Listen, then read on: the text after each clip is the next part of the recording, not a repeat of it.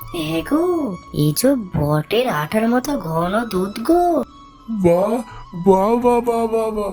তবে তো এর দুধের দামও বেশি হবে। এর আমি চাই একটা দুধ মাপার জন্য একটা ঘটি নিয়ে আসি, চাই।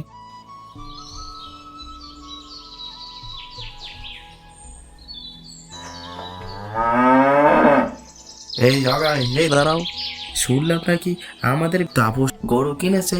কিনেছে মানে হ্যাঁ হ্যাঁ, দারুণ গরু কিনেছে গো। কালো গরু, কালো গরুর দুধ শুনেছি নাকি খুব ঘন আর মিঠা হয়। হ্যাঁ হ্যাঁ, এই এই তো দেখো দেখো, তার দুধ নিয়েই যাচ্ছি। হ্যাঁ, বাহ বাহ বাহ, বেশ ঘন তো। যাই, তাহলে সবাইকে খবরটা দিই গিয়ে, আর আমিও দুধটা গিয়ে নিয়ে আসি। যাই যাই যাই। তাপসের দুধের প্রশংসা গ্রামের মুখে মুখে ছড়িয়ে পড়ে।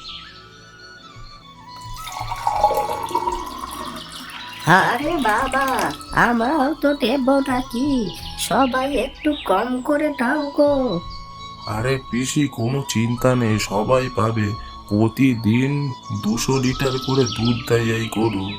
বলিস কি রে, 200 লিটার? বাবা,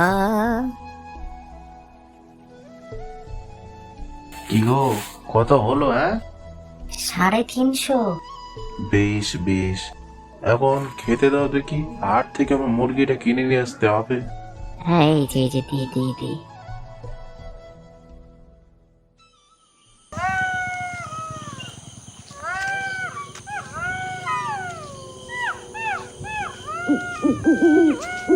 তাপস বুকের কাছে জড়িয়ে মুরগি নিয়ে চললো ডাকিনীর কাছে। অন্ধকার রাস্তায় হাওয়া দিচ্ছে খুব, মুরগিটা ধীকে ধীকে ডেকে উঠছে। উফ, কি অন্ধকার রে বাবা। তবে শোকের মুখ দেখতে গেলে তো ভয় পেলে চলবে না। ও মাগো, এই কে রে? চলে যা, চলে যা, এই ডাকিনীর ফাঁদে পা দিস না। চলে যা, চলে যা। না না, মরবো না রে, তাহলে তো এতদিন না খেতে পেয়ে মরেই যেতাম। এখন তো আমার আনন্দের জীবন রে। সর সর সর সর দেখি।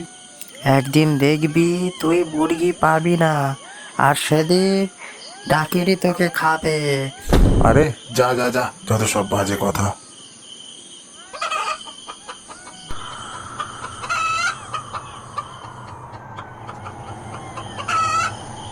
মাগো, এই এই তোমার মুরগি।